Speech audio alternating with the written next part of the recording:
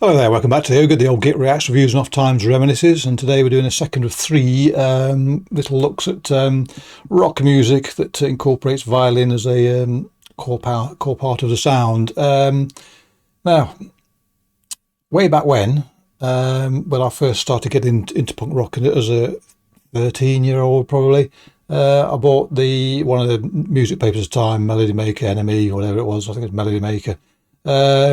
And flicking through the pages, I was struck by an image for a gig report for the Doctors of Madness, and it was a picture I'll never forget, really. It was basically, I think it was their last ever gig, their farewell gig, certainly for that period of time, and it was just this band stood out on stage, black and white, obviously, in papers in those days, sort of being confronted with a hail of gob, as the crowd were wont to do in those days, launching their phlegm with sometimes unusual pinpoint accuracy at the band. It's an image I'll never forget, and as a consequence I bought the album Sons of Survival, and some of those they often describe Doctors of Madness as proto-punk, and when you listen to Sons of Survival, there are tracks on there which you couldn't argue against it, to be honest. And then on one of my news feeds on my phone, it popped up an interview with Richard Strange, who was the architect of Doctors of Madness, and it just... They're watching you, they're watching you, because after reading that on my phone, what happens to pop up on YouTube is Doctors of Madness. You're being watched. We're all part of the Matrix. Anyway, as a consequence, and having sort of considered, after listening to Vagabonds, I thought, aha, more violin music. So let's do one of Doctors of Madness's tracks, and one that demonstrates quite effectively why they got termed as proto-punk. So, into the strange we shall go. Let's do it.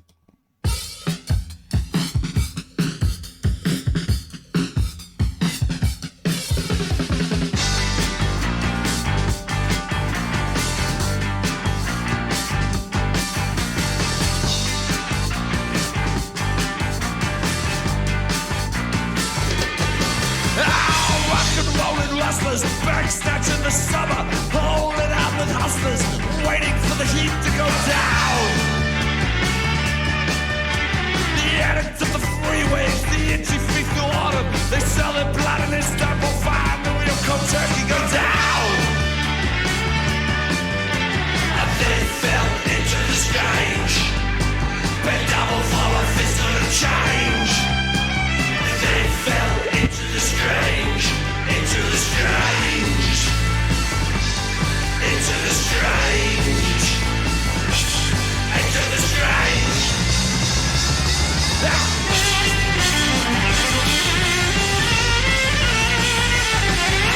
Color photo cruisers.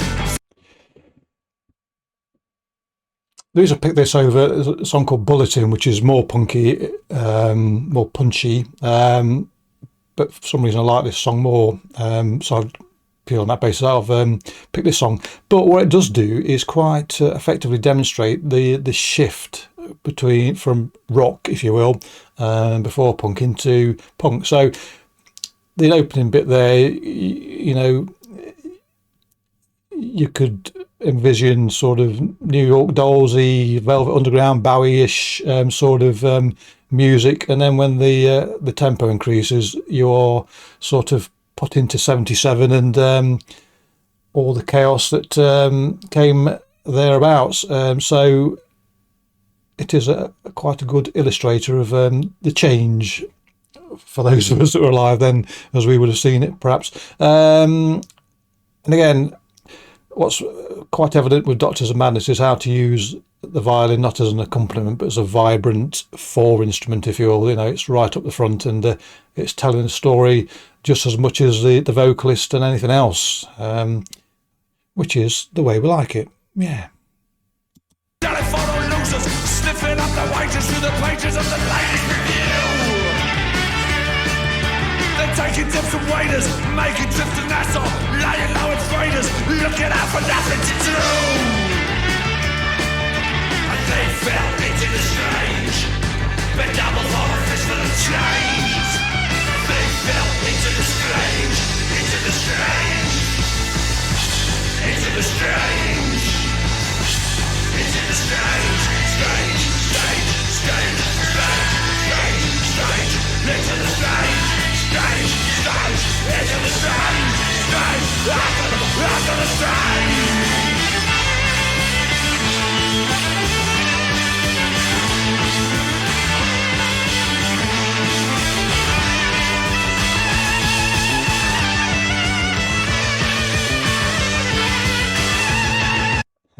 It's a very short song, this, relatively short song anyway, but so I'm going to speak when I think of things. But the other thing there is how the bass comes to the fore, in sort of music beforehand.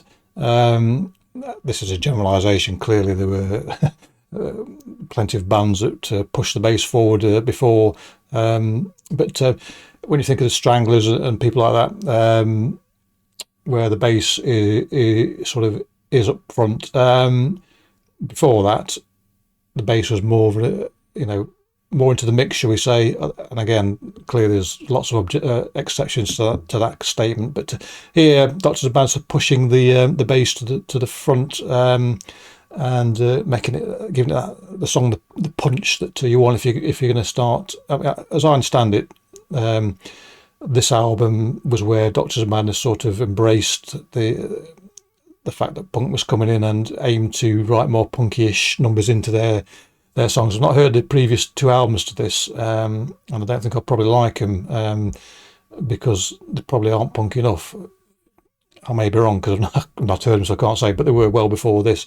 So am I losing my train of thought again? Yeah, I am. Yeah. So yes. So but it's nice to see the juxtaposition between that stabby, punchy bass and the sort of syrupy syrup with sort of sandblast sand in it. So what do I say? The violins have got a engaging sound, but there's a bit of bite in there, shall we say? So it's like sort of like the mini sharks in it.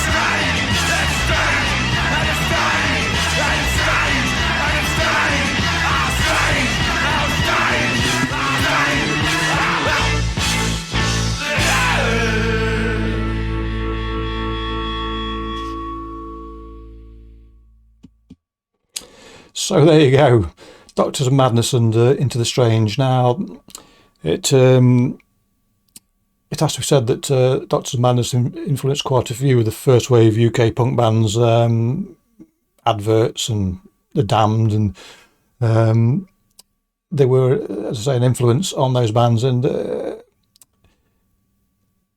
they split up quite soon after the release of that album, I think. As I say, I saw a gig report on their Let's Have a Gig way back, 77, 78, I can't remember exactly. But yes, excitement and vibrancy and movement in that song, which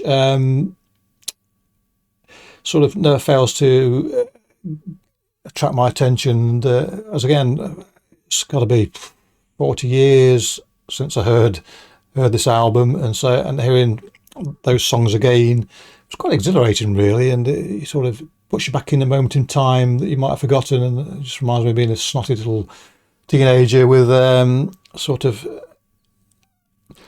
being incredibly excited about becoming teenage at a time when a new music genre was literally sort of vomiting everywhere. So, but again, we're talking about violins, and similarly to the New Model Army video I did, the colour that is painted by the violin in those songs, because that song is quite straightforward in many ways, but the violin just puts colour in there and puts some spectrum in there, and really brings it out from being an ordinary song into something quite special. Yes. Anyway, nice. One more to go then, folks. Excuse me. So that'll do it. Clicky bollocks. Catch you all next time. Cheerio.